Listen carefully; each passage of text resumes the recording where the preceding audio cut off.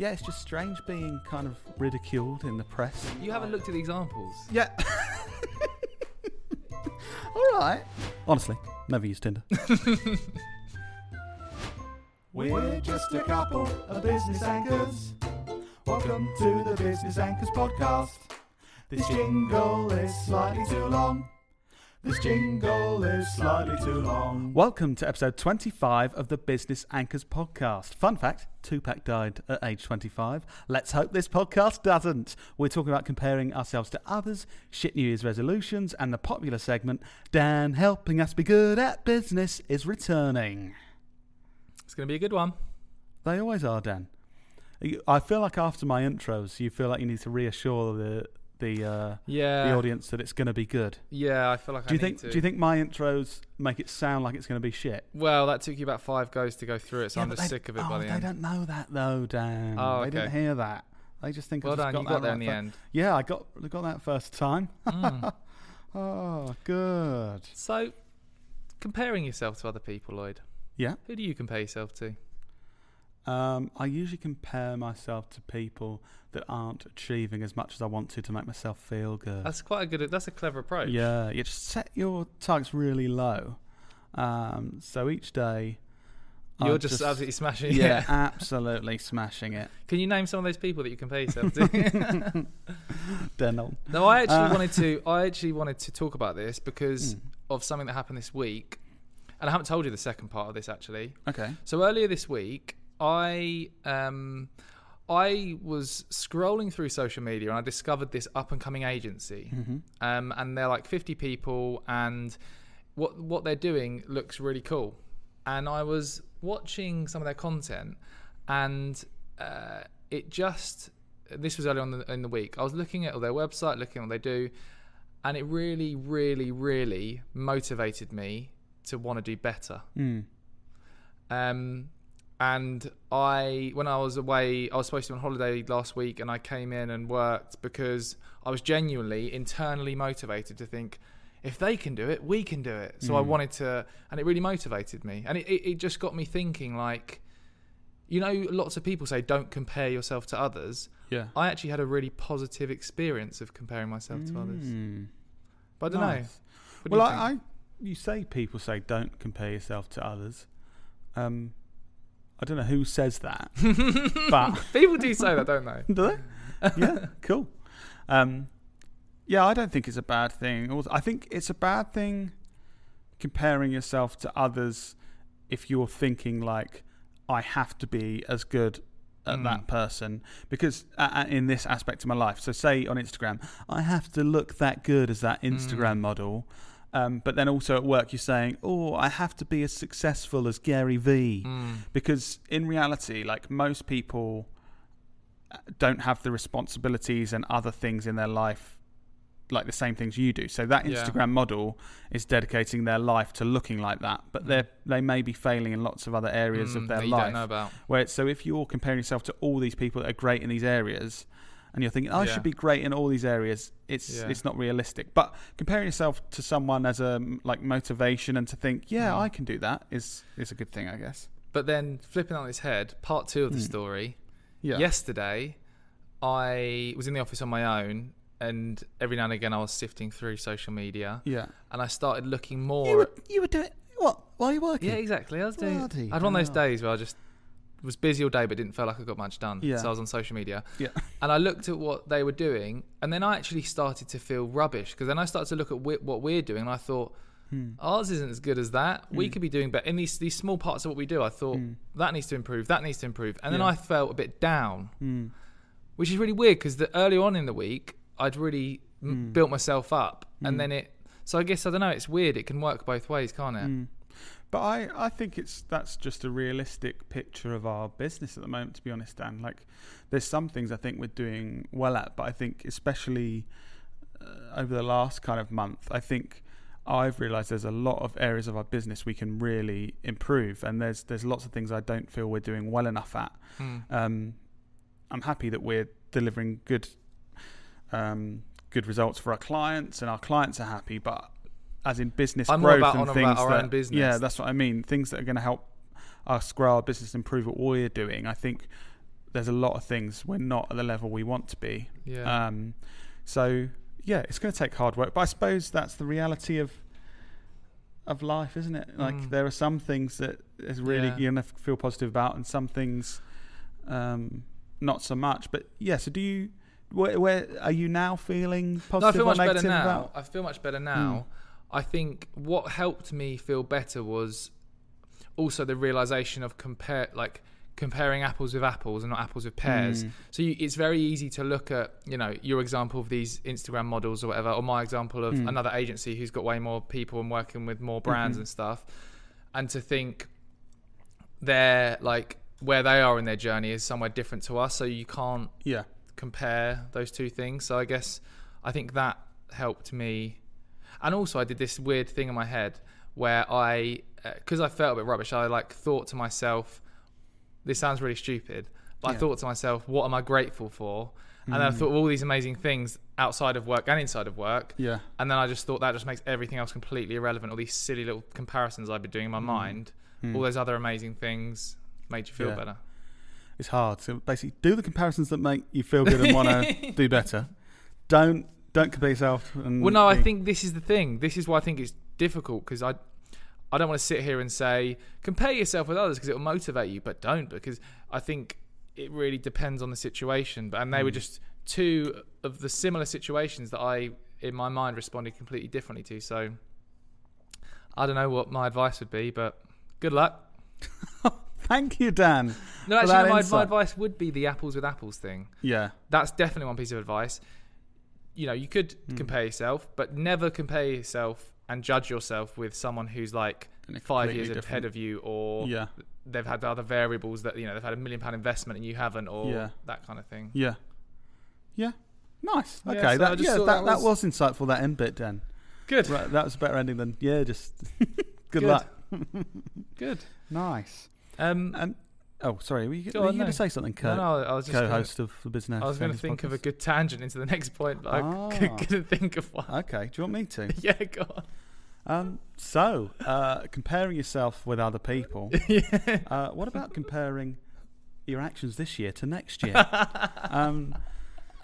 Things. We could talk about something like New Year's resolutions. That was a very good segue. Well done. I wanted to talk about, this podcast is going live in December. We're recording it in December, end of 2020. Very strange year for a lot of us, for obvious reasons. And this is the Christmas episode. Is it? Well, the closest to Christmas, yeah.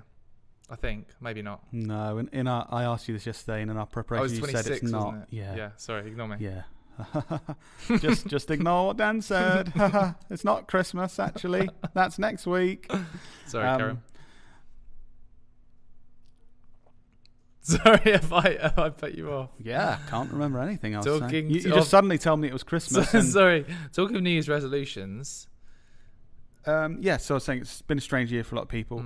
And I was going to ask you, Dan, are you making any New Year's resolutions? Do you have any crazy goals that you want to achieve next year personally or for the business, or any thoughts? I haven't sat down and properly written these down yet, but I've got some loose ones that I've been thinking about. Failing to prepare is preparing to fail. Are these the Chinese proverbs that you're going to be reading again? No, I haven't got any of those, don't worry. No, so I think I haven't yet. I've got some loose ones. I've got some kind of categories around health, work, family, and giving, which isn't the giving part doesn't come as naturally to me as you. So this is why I actually want to sit down and think about all of this stuff. I've got some categories, but not yet come up with the specific sort of goals. What about you? Do you know what? I've got one big goal that I spoke about last episode, which, I mean, even in the time since then, I'm less motivated about.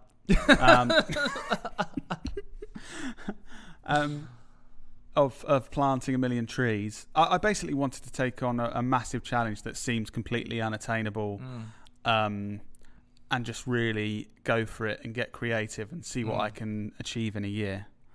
But I'm a bit, with myself and motivation and setting goals, I guess I'm not in the best place with it mentally, because I would say every year for the last decade, on January 1st, I say, this is the year, Lloyd, where we're going to get fit and healthy.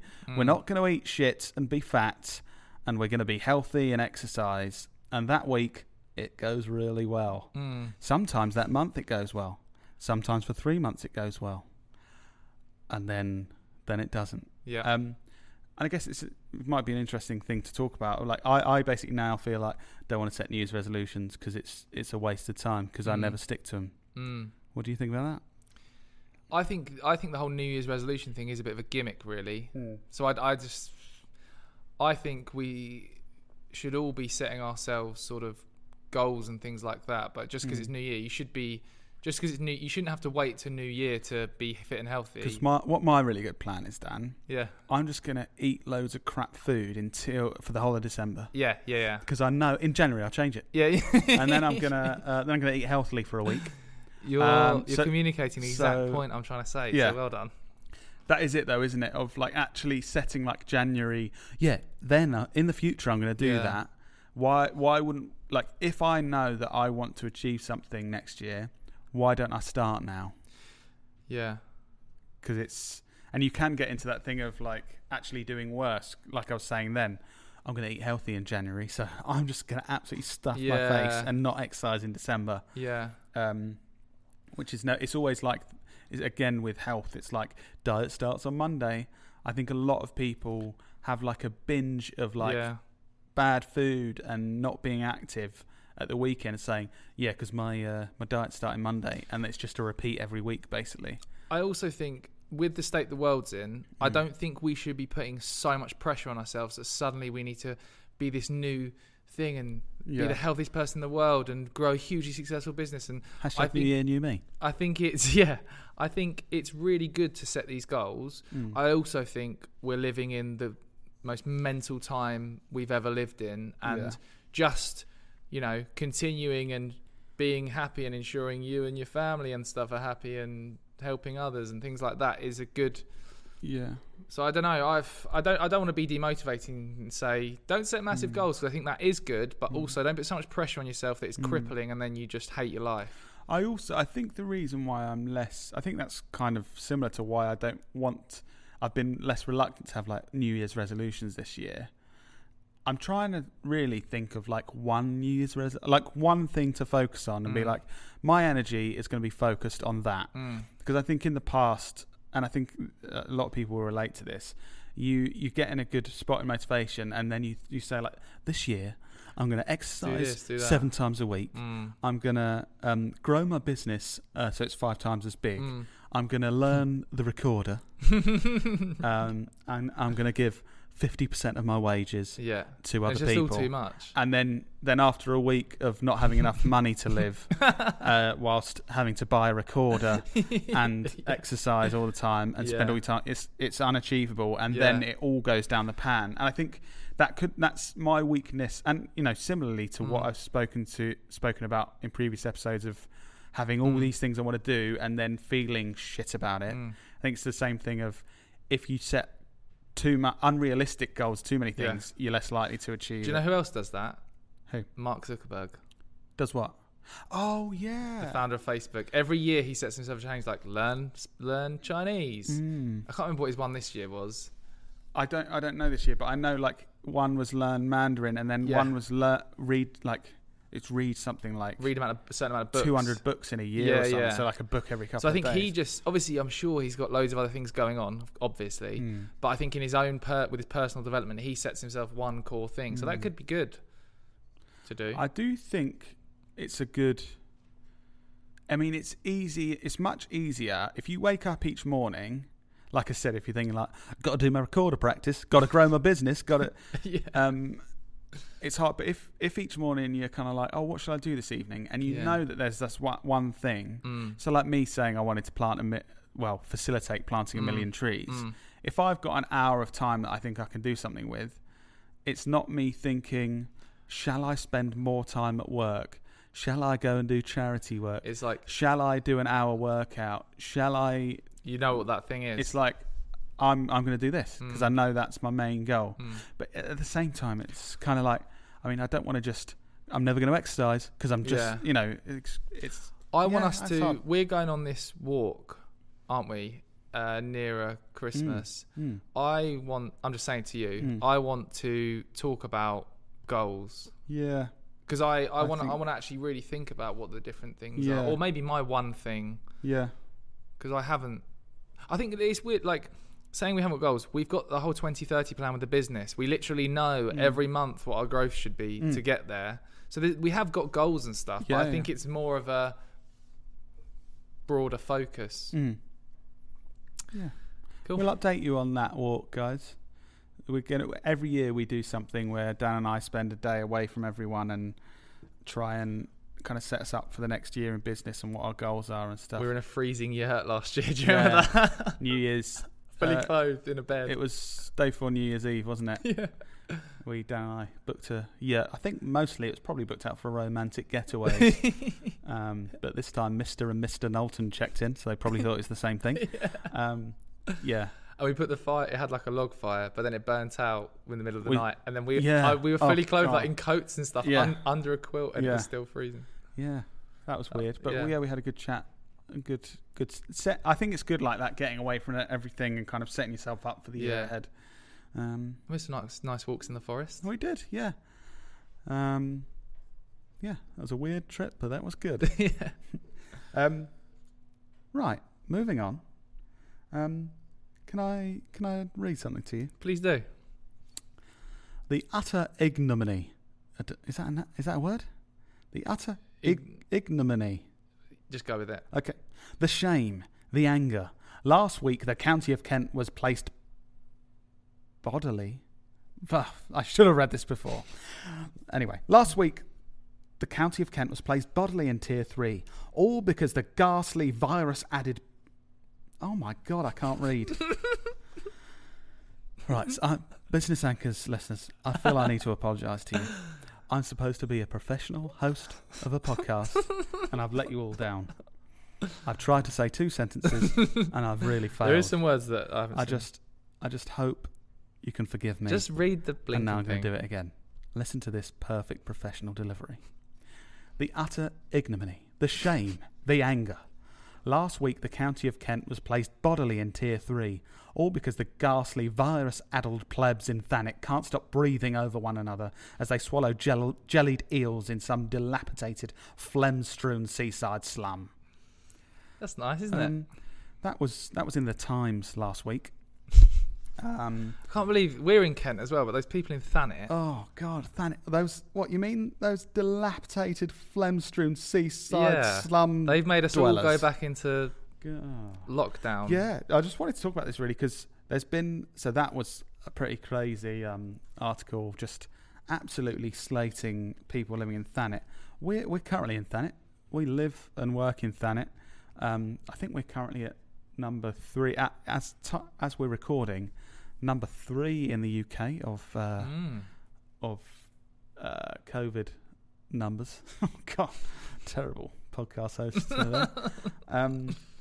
And it's just very strange being at the heart of kind of national news of and being described like that, as if we're all kind of running around shopping centres, licking handrails and snogging each other. I mean, you do that at the weekends. I do, but no one else does. You spend your weekends. But yeah, it's quite strange being the ones that are being criticised. And again, we asked about this podcast because we've moved further away from each other than pre-COVID, and most of the time our business we're all working from home. So I think we're taking positive action, but it's just strange being kind of ridiculed in the press for our little part of the world. Yeah. And just so you know, the Times never even eaten jellied eels. So have you? I've eaten those rolled up sort of. Are they rolled up? I'm sure Dad's given me. I don't know. Some kind of fish that's rolled up and pickled. Or is that roll mops? Roll mops. That's like herring, isn't it? Oh, okay. I think that's more Scandinavian, isn't it? Yeah. Roll mops. But yeah, Business Anchors, let us know what you think of people in Thanet. How have you judged us after reading articles about...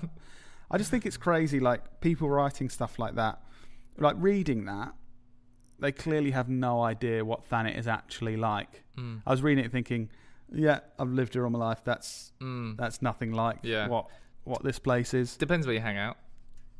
Well, it's a very varied, but clearly that's what they don't get. And I think, I don't know, the article seemed very much like, oh, I'm this middle class person that thinks I'm better than everyone, and I'm going to speak about this area. Very FU times. Yeah.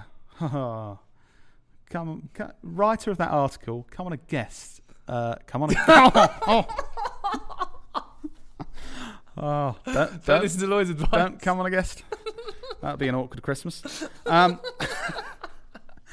Come on our podcast as a guest and explain yourself, please. Because obviously you're going to listen to this because, we're a top 20 marketing podcast, so you're definitely going to hear this. Just please ignore my first request. Definitely not the advice I want to give.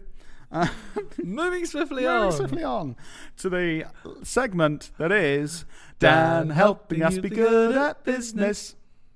Dan, cool. I really feel you need to take the limelight away from me because I'm just doing a terrible job. I'm gonna whiz through a few of the cool things I found this week. Cool. So, I found this little coin. Show and tell. First thing, like as a social media marketer, you constantly want to find things to tie in content to, like pop culture, things that are going on. The Grammys are happening, or some kind of trends like flossing. But you want to think of what these things are throughout the year. Yeah. Not your boring, the least creative way to do it is National Donut Day, which is terrible. But then there's loads of other... It's so obvious when you spot that people are using those kind of calendars. It's like we're an events company in Canterbury. Oh, gonna get some donuts today. It's National Donut Day. The creativity of that social content. Surprisingly, a post has got no engagement. Sorry, carry on, Dan. So, there's a website, forecast.com, forekast.com. It's a calendar with all that cool stuff. Donut Day. Not Donut Day. That you can link content to, which is cool. Next thing, I think this is mental. Okay. Right. How would you handwritten letters? How would you handwritten letters? No, I'm not finished. Imagine. How would you handwritten letters? Imagine you wanted to send handwritten letters as part of your marketing strategy. Okay. How would you scale that up? So, let's say you scale up handwritten letters. Yeah.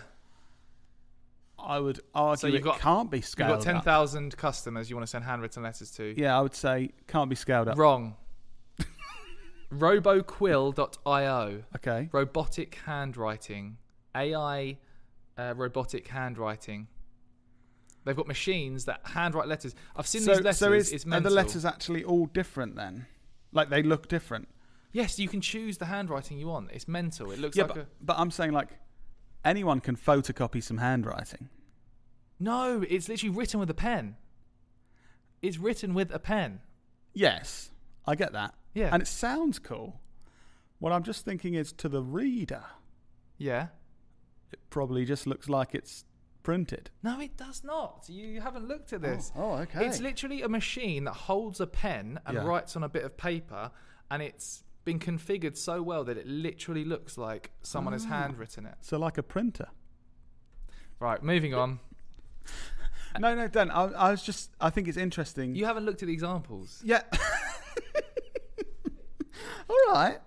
Oh, sorry, listeners. But you haven't listened. You haven't seen the examples. No, I'm just trying to say, if you're actually trying to handwrite letters because that's going to get attention from people because you're actually putting in the effort, does it make sense to scale up that process to print, even if it's with a pen? Because then it's not genuine anymore. You're not going to lose. Let me ask you a question. As a small business, if you want that one-to-one customer service thing with your customers, and you yourself want to speak to everyone, is it then worth, when you grow, scaling up and having a customer service team? Why don't you just speak to everyone? Why don't I just? Because it's not It's not realistic to do that. Neither is it to write 10,000 letters. But having a customer service team is being honest with the world and saying, God, I'm the leader of this business and I cannot speak to you one-to-one. But deceiving your customers by pretending you've handwritten them a note is different, I think. Whatever. All right, okay. Normally you're quite open to my opinion. You really don't like that, do you? I know, I'll take your opinion. Okay. I just quite liked it. Freelancers, if you want a list of wicked tools that you can use to help you with your business, go to hellobonsai.com. Hello, BONSAI.com. And they've got loads of cool tools. I shared that in the /best-freelance-tools. Yeah, but you can see it when you go to the homepage. Cool. But I shared that in the Friday Club, and quite a few people tweeted saying how useful that was. So I thought cool. Other people, and you don't have to be a freelancer. It's just cool tools related to tools that can save you time doing stuff and make things easier and cool. Lloyd, do you ever want to record your screen, things that are going on your screen for free really easily? I think to help this, yes. Well, Screenity, you can do that. It's a Google Chrome plugin that's completely free, and you can add annotation to videos and stuff. Oh, that is. I discovered that from Matt Navarro in his weekly email last week. Oh, nice. Have a guess. I've got one final thing, maybe. Okay. You know, every social media platform is adding stories. Guess what tool has been testing stories? Is it Dan Nelson? Tool. Sorry. Guess what tool has been testing? Well, not tool, just an app. Guess what app? I don't know. What? Spotify. Really? Yeah.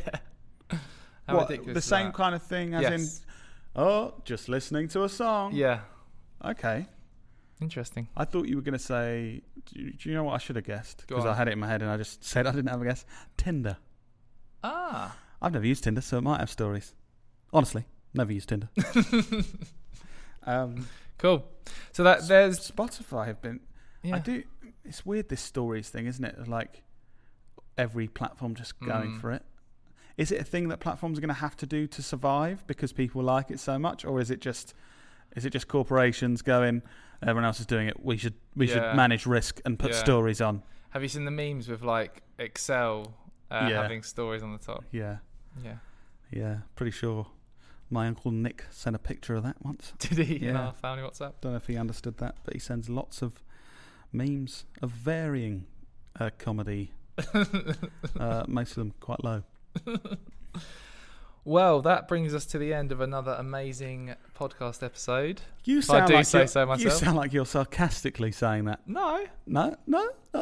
Well, you never know. I mean, I enjoy doing this, but who knows? Yeah. Well, I do know by the numbers, actually. I know exactly which ones perform well because I actually look at the numbers now. Yeah. Good. Was that your alarm going off? That was. Oh, you are so unprofessional. Do you know what, Dan? This episode 25 might be the last. I've had enough. You haven't respected my opinions.